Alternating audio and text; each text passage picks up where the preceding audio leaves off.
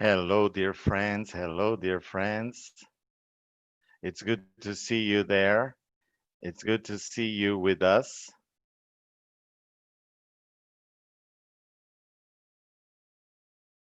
And it's important for us to remember the ideas related to. Um, they asked me to share a lesson plan related to teaching online, one on one, or even for groups. So I'm going to give you a sample with some tips and comments about it that I'm going to be sharing with you with this PowerPoint. Okay. So bear with me, bear with me. Bear with me.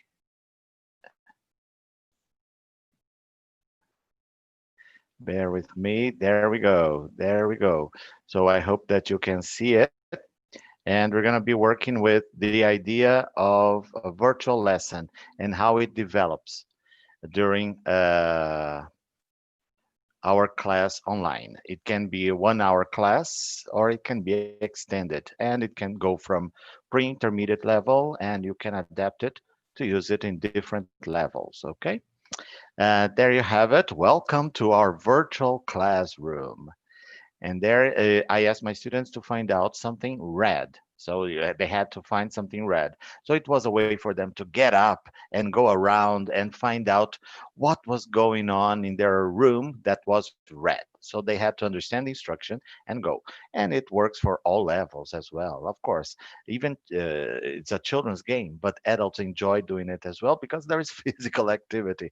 And they showed me a dress, they showed me a fruit, they showed me a pillow, a cushion, or whatever, and I said them some examples as well. Whatever was red, I had on my desk a stapler, so I didn't need to get up and go for it, but that was okay. And I took advantage of the color red to remind them it was July 1st. So I wanted to remind them of a special national holiday in a country in the world. And asked them, what country comes to your mind? July 1st, and it's red, a typical color in that country. And many of them guessed it right. It was Canada, Canada Day. And I always, this volunteer class, I start with a prayer and a Bible verse, okay, because it's a volunteer service and I love sharing about my Christian faith. So, but I try to keep aside the Christianity from the lesson itself, even though it's part of who I am. So I gave them a scripture Bible verse from for Canada's Day that is taken found in Psalm 33 verse 12, first part that said, I asked them, one of them to read, what joy for the nation whose God is the Lord, and saying about scripture for Canada's Day. And that we started dealing with Canada and facts and figures. So look at the map. Which country can you see there? And what can you tell me? Where in the world is Canada located? And some of them in planet Earth. Funny guy. And then it's located in very good North America, and it extends from the Atlantic in the east to the Pacific in the west and into the Arctic Ocean in the north.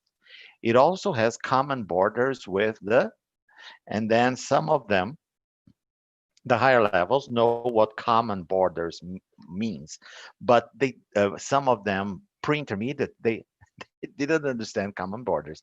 So I said Brazil has common borders with Uruguay, with Paraguay, with Argentina, with Bolivia, with Colombia, with Venezuela, with the Guyanas, with Peru, common borders. So what common borders does Canada have with which country? And then they got it right. They had it United States of America. So that was the idea.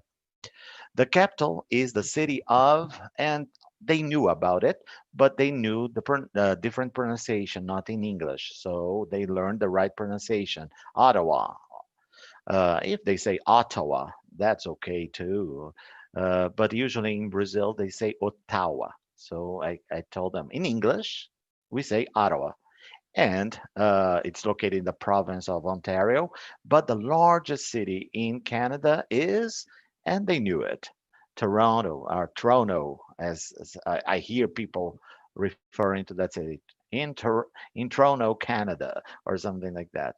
But the way that whatever they pronounce it, they know about it. So I was using English for them to learn about geography, to learn about another country. Isn't it nice? Yes, that's true. That's true. Then more detailed information. For example, in Brazil, in the United States, we have states. But in Canada and in Argentina, for example, they have provinces. So I asked them, I showed the map. So how many provinces and territories does Canada have? And one of them got it right. He said 13 for the whole thing. And he guessed it right. I'm not sure if he knew it or he remembered from somewhere because he studied a few months in Canada or something like that. And here you have it. Canada has got 10 provinces and 3 territories. Yes. And where is Canada in the world? So the total area of Canada is 9.98 million square kilometers. It's a huge country, isn't it? And can you see Brazil? And then we pointed out to Brazil and South America in the southern hemisphere. And I asked them, so is Canada the largest country in the world? They said, some of them said, no, and others were, they knew it. And which country or what country is the largest in the world? Russia, Russia Federation, and things like that. So, yes, you're right. And then the second, yes, that's right. It is the second largest country in the world after Russia. Great. And they could see that. Then we listed the 5 largest countries in the world in territory. And the first one is excellent, Russia. The second, great, Canada. We've just seen it. The third, very good, the United States, if you include Alaska as part of their territory. And but in continuous land, it changes. But anyway, so the United States, then China, the fourth, very good.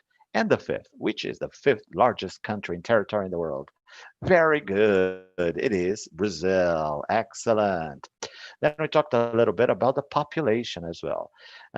Some of them had an idea about the population in Canada, but others didn't have a clue. So I asked, Canada has a population of 1 million, teacher. 1 million. Okay, talk about clueless. And they are all adults, okay? They are all working people over 20 years old. So they should know, at least have a clue that 1 million people for the whole country of Canada would be a little bit too little.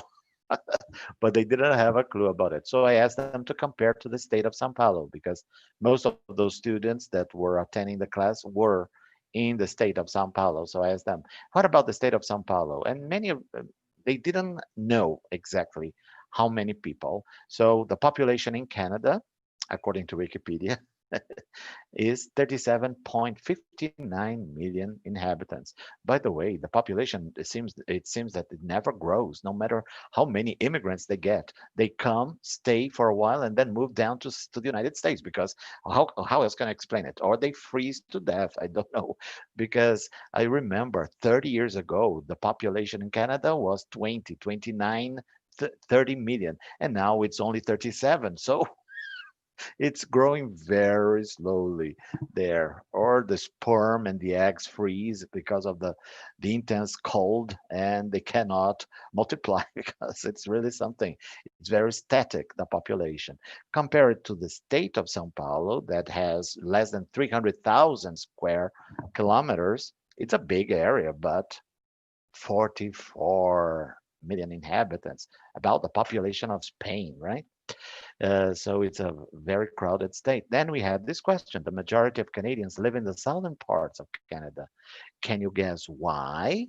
And then everybody knew, oh, it's because it's cold. So it's true.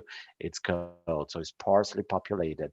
We talked a little bit about the national flag, the maple leaf, and about politics. Usually here in Brazil, we know nothing about politics in other countries. We don't care about politics in our country because of corruption and the belief that nothing changes. When things change, they don't change.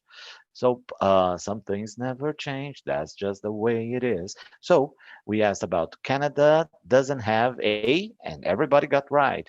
Canada doesn't have a president, but it has an elected governor general. Actually, I learned about it yesterday. I didn't know it. I knew that there was no president, but I didn't know the title, governor general. Actually, I didn't recall it because the last time I studied about Canadian politics was in 2000, 20 years ago. So, but and then I say her name is, and the students, I don't know. So ask me, what's her name? So they started, what's her name? So what else can you ask? What's the governor general called, or what's the name of the governor general? And one of them, it's funny because you have to laugh together with them. You have to keep it lighthearted. It's nothing that serious, you know. It's for them to be practicing the language. So her name is John. Listen, my darling, it's her name, so it can't be John. Well, nowadays, with the fluidity of gender, maybe, but her name is very good. You don't know, so what's her name? What's the name of the Governor General of Canada? Her name is Julie Payette. Excellent. All right. Okay, it's just Julie. And it also, Canada has a prime minister. His name is, so we had the picture of Julie there, and also the name of the prime minister. He is more famous, let us say. People on the news talk when they talk about Canada, which is once a month, if that much, on the news here in Brazil. So, but usually we don't talk about Canada.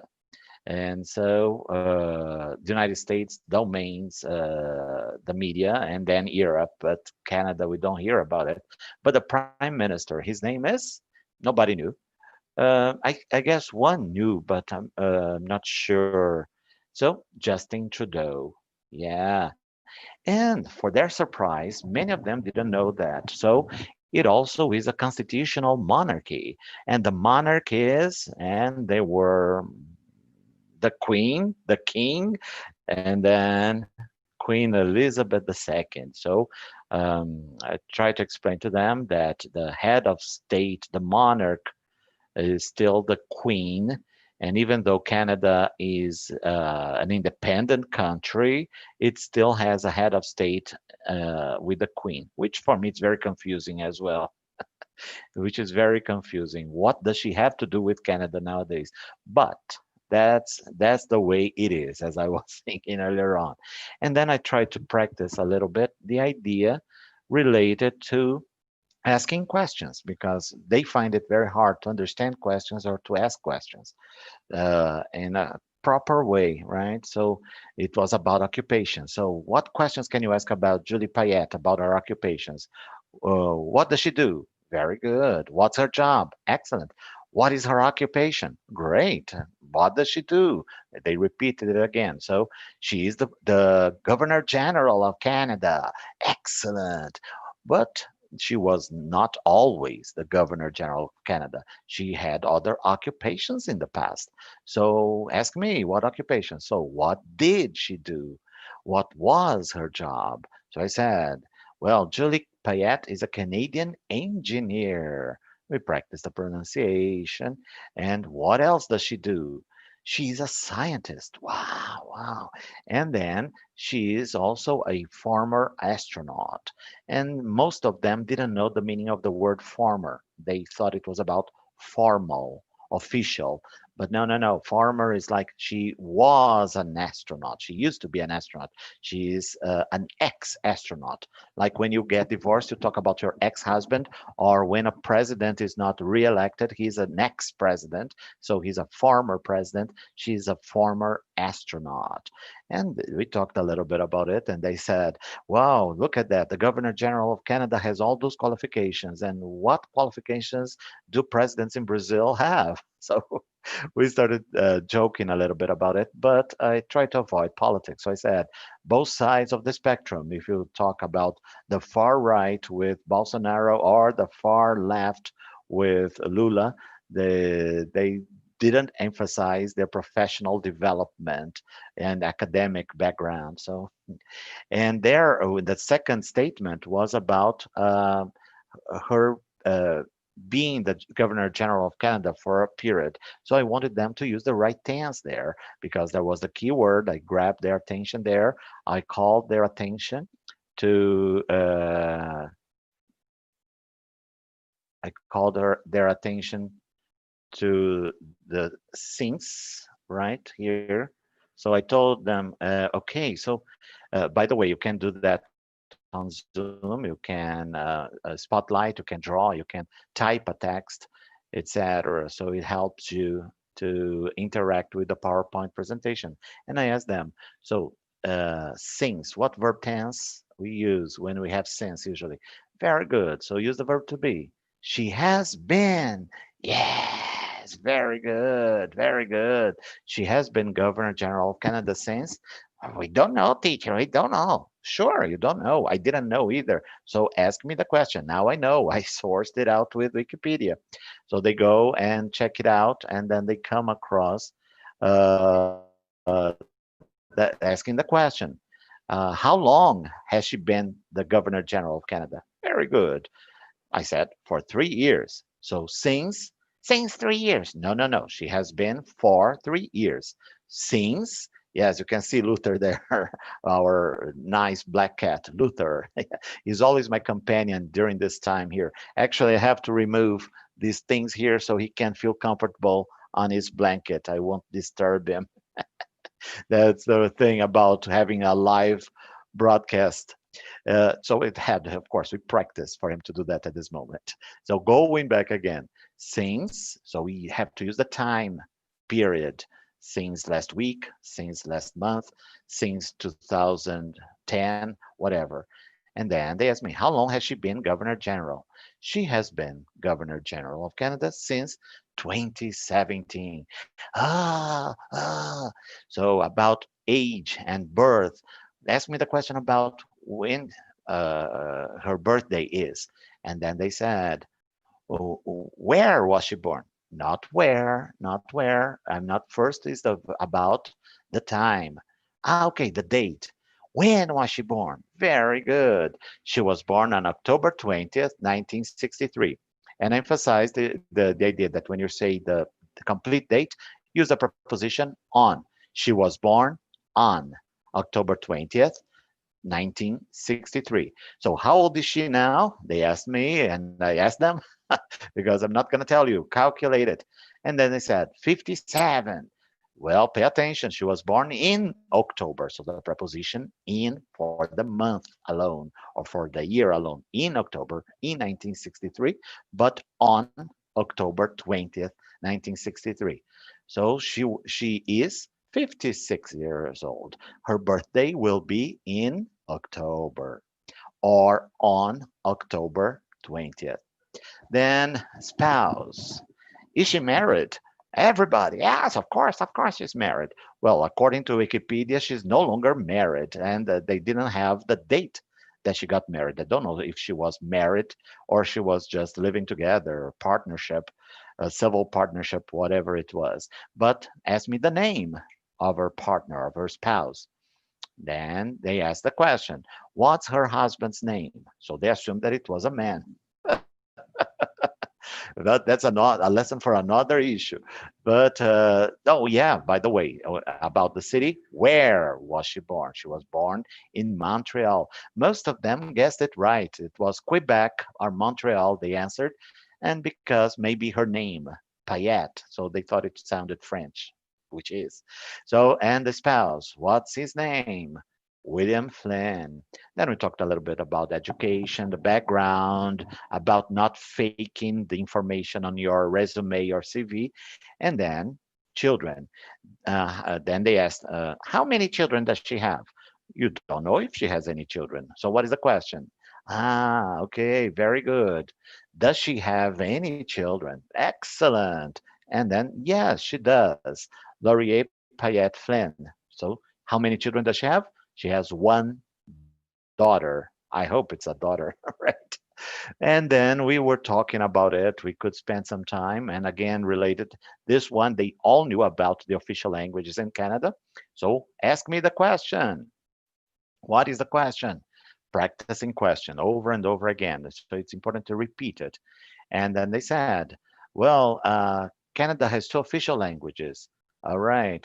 What are the languages spoken in Canada? What languages do they speak in Canada? I elicited different formats of questions, different ways that you can ask. There is not a single way that you can ask it.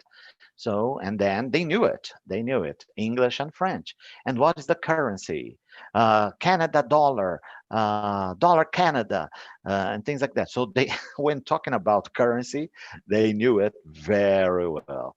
The Canadian dollar. And then I asked them, how much is the exchange rate of the Canadian dollar to the Brazilian real? All the students last night, they were Brazilian, and so they knew it.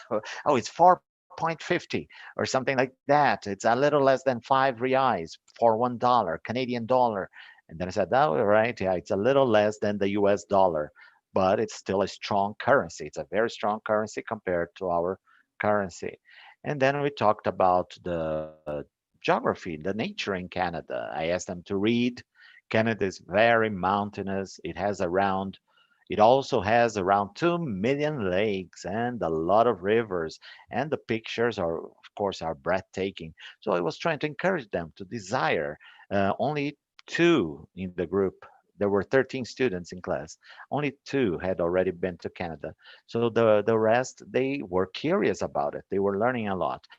This one was quite difficult for some of the images, for vocabulary purposes. These are Canadian symbols, well known in Canada.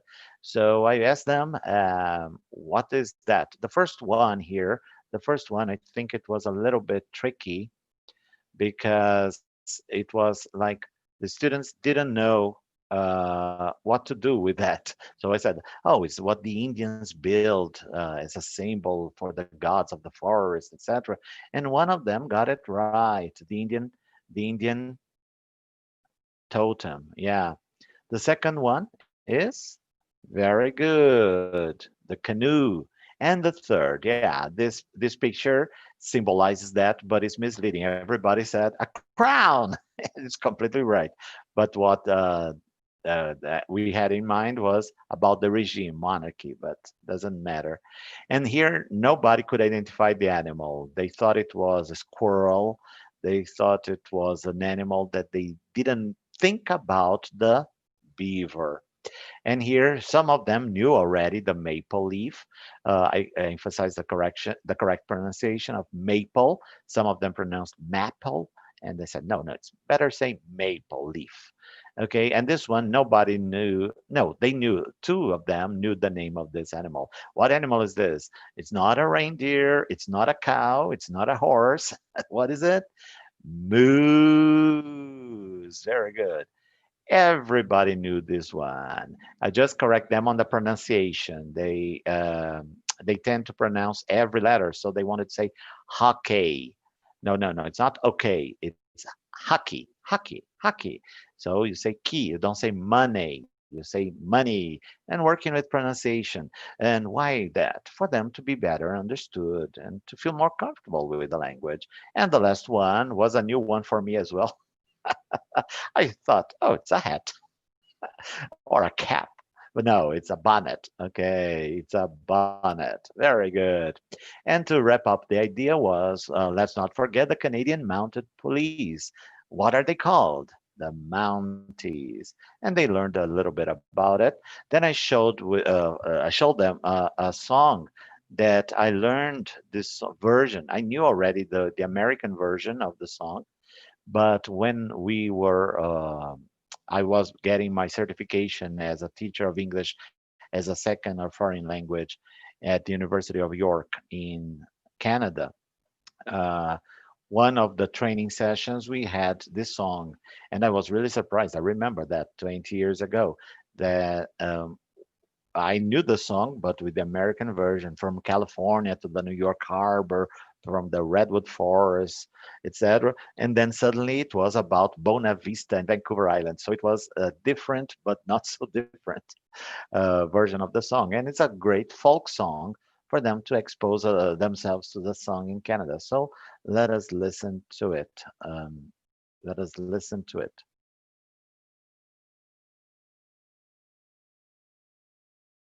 And I encourage them to sing together, sing along. This land is your land, this land is my land.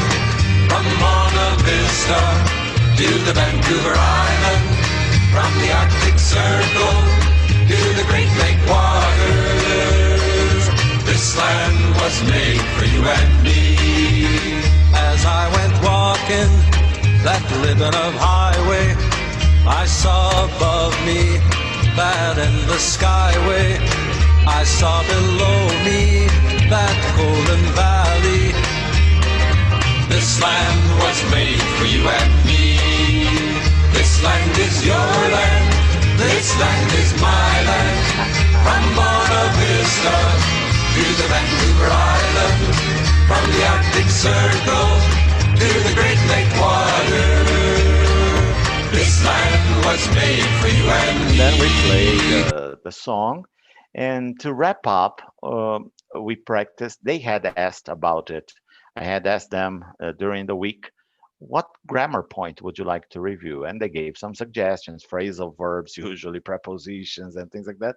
But one of them came up with used to and to get used to. So I introduced the concept of used to. So what did he used to do before the pandemic?